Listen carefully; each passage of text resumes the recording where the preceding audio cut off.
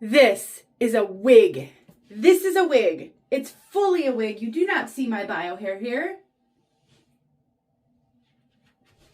Would you ever guess that this could actually be a wig? It's not a topper, it's a wig. And I put it in the most simple updo that you can do with almost any wig. It's just a twist and a claw clip. And I have one solitary bobby pin right here.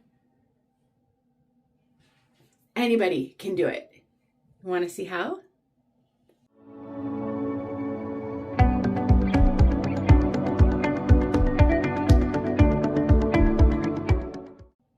My name is Denise. I'm also known as heywigsister on Instagram and Facebook. Today is a wig tip video, and if you're a wig wearer or you're intrigued with wigs, this is a great video to watch because it's quick and it's easy.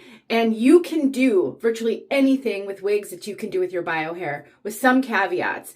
This is a heat-friendly synthetic wig, and truly, for me personally, heat-friendly synthetics are my favorite because they're so easy to wear. They're very realistic and they do look a lot like human hair, but are not as expensive as human hair. And they don't have a shine that regular synthetic wigs can have. And I mean, you guys, how would you ever guess that this were a wig unless I told you? You wouldn't. And it's so versatile, so flexible. You can wear your hair like this for a fancy event, for every day, for hot days in the summer, for winter days when you're wearing turtlenecks or scarves. There's just so many reasons why an updo with a wig might be preferable. I'm going to go reverse order with this video, and I'm going to take this down and then I'm going to put it back up so you can see how easy it is to put a wig up. I do have a full review of this piece. Her name is 𝖊𝗎dzi𝗁𝖺yi𝖾, and this wig is from 𝖺EEARki𝗂𝖺teЛ. It's part of their Riah collection, which is their house brand, and it's in the color, oh no, it just went out of my head. Bronzed marble rooted, maybe? I will make sure it's in the description box below, or maybe I'll put it up on the screen here. You'll be able to find it somewhere within this video if you're curious about this color. This wig does come in other colors. And I will link the review that I did on this piece down in the description as well, because I'm not going to go over this wig in depth. All right, first of all, one of the greatest benefits of wigs is you don't have to style them on your head. For those of us with mobility challenges, that is huge. You can put a wig on a mannequin head. So if you have trouble with your arms up over your head, maybe you have some issues with your shoulders, maybe you have wrist and finger issues, you can style this off your head and then put it on once it's styled.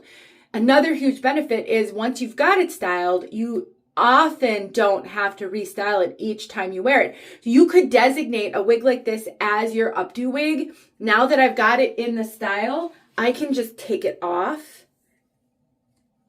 and I can leave it. And then the next time I want to wear this wig, it's all ready to go. Now, some styles, it's easier to do this with than others. And sometimes the more you take it off and put it back on, you will start to lose some hair here and there. It will start to look a little bit messier. So you may have to redo it periodically. So my caveat is it really depends on how solid and secure the style is. The more bobby pins you add to keep shorter strands in place, the easier it will be to do it this way. But I have wigs that I've designated as my updo wigs or my ponytail wigs.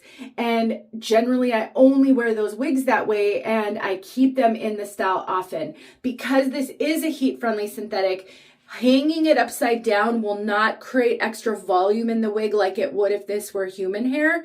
So the way I would store this is I would grab a laundry hook. I've got these plastic ones. I've also got really great metal ones. I'll link both versions in the description below. You can get them anywhere, really. And I would hang this by the nape. And then I would hang this. I have a accordion hat rack on my wall, and I just hang it on there. You can hang it anywhere, but you can also put it on a mannequin head and set it right side up too if you've got the countertop space. But if you're space challenged like I am, hanging it upside down is the perfect way to store this. And then when I'm ready to wear it again, I just take it down and I put it on. Now, the trick is it's hard to grab it because I don't want to mess up the updo, and I've got bio hair here, which I don't want to pull because that's uncomfortable, but adjusting it by the ear tabs to make sure it's centered and in place. And then I do incorporate my bio hair in, but if you don't have bio hair or you don't want to incorporate it, then you'll just work around that bio hair.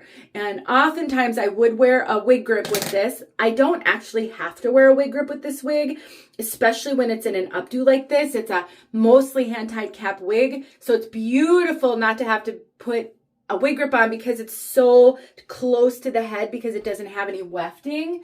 Oh, I just love that. But there we go. You can see how easy it was for me to throw this back on.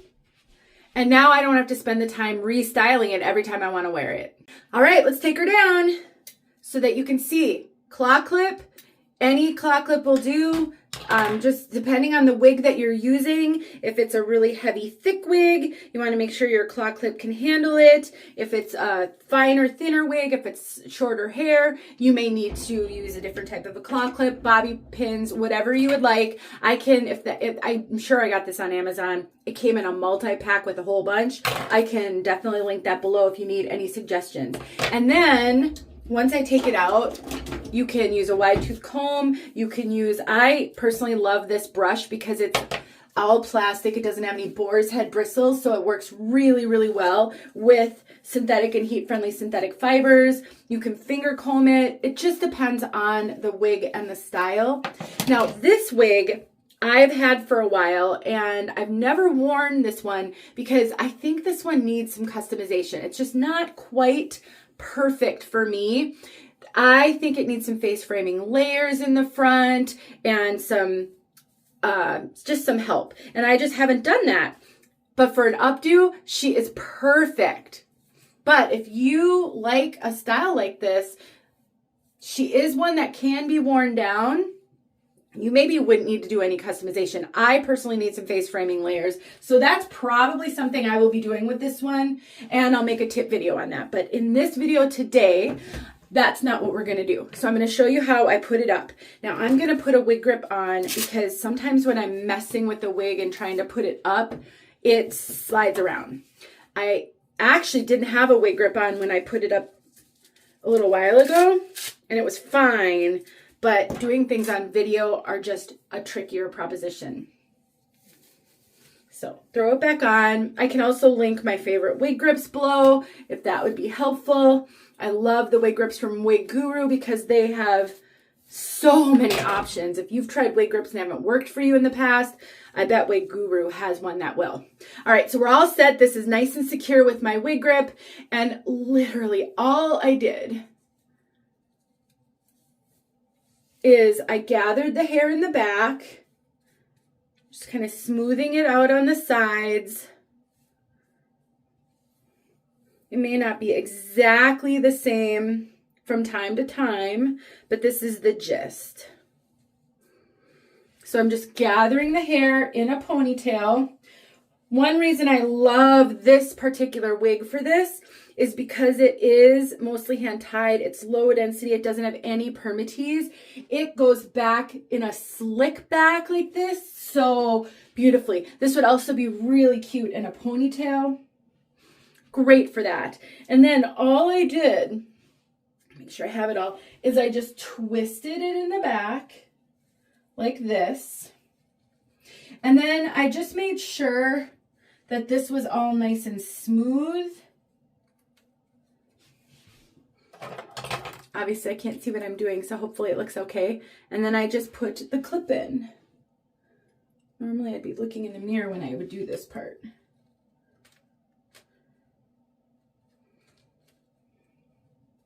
Just like that. I'm kind of looking behind you guys at my mirror. Yeah, just like that. And then, because of the way this one is constructed, this bottom part does not want to flip up on me like a lot of wigs, which makes this one so, so great for updos because this whole area stayed nice and flat. If this were one of those wigs where when you do that, it wants to flip up, I do think it's a product of this being mostly hand tied that makes the fibers move more independently as opposed to on a weft track as a group. If yours wants to flip up at the nape, you just want to make sure you tug it down so that it lays flush and flat. This one automatically does that for me. So it's perfect. And then I like to take my bio hair, and that's my bio hair, and I like to incorporate it on the sides just because I think that makes for a really seamless transition, but you don't have to do that.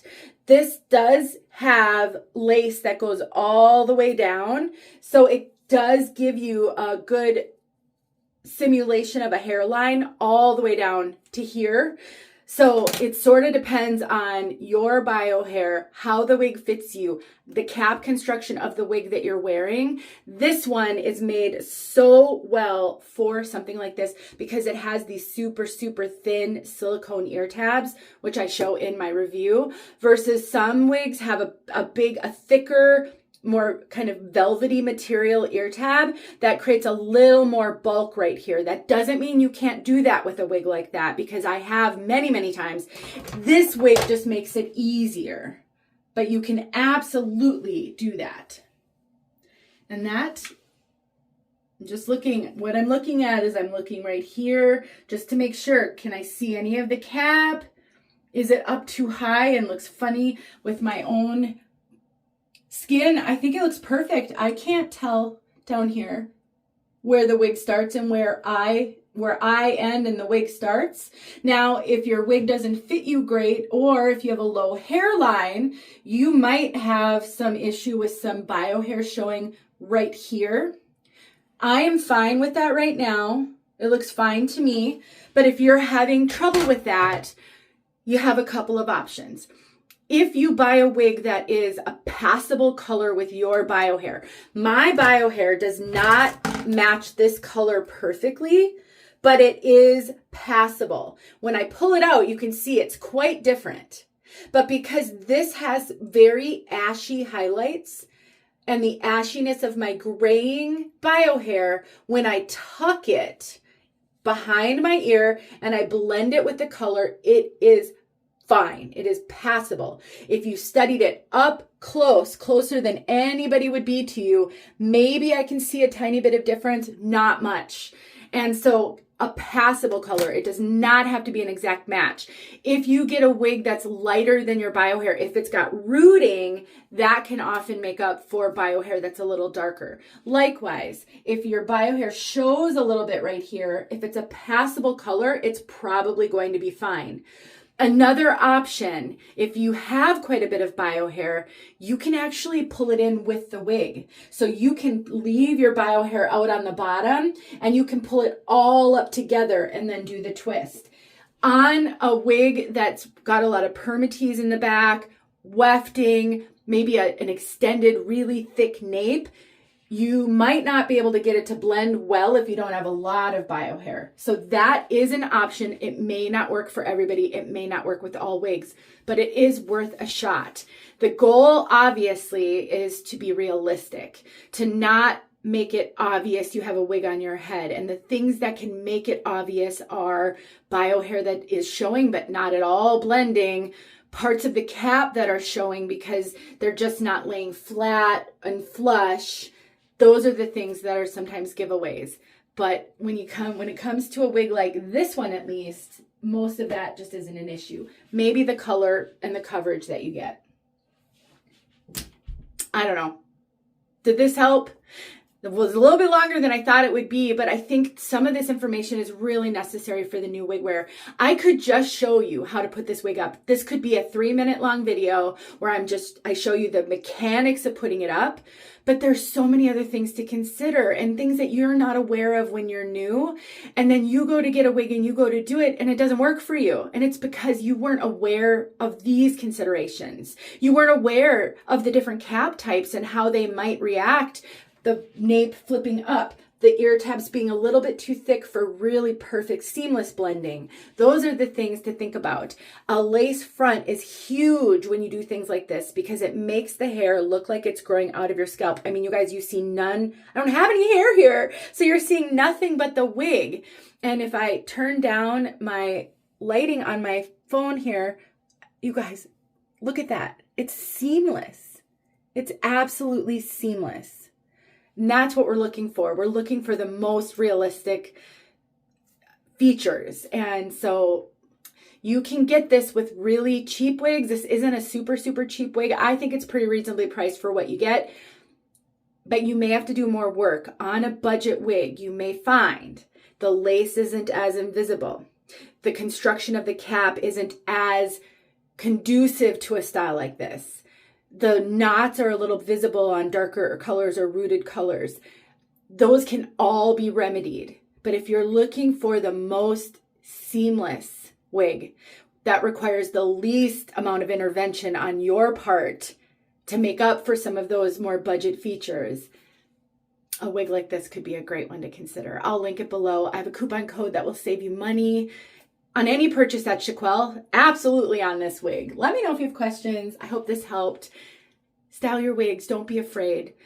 You could very potentially have wigs laying in your closet right now that you're not wearing because that you're not comfortable in them, but you may be if you style it like this. Let me know. Share your tips below as well. Thanks for watching, you guys. I'll see you soon.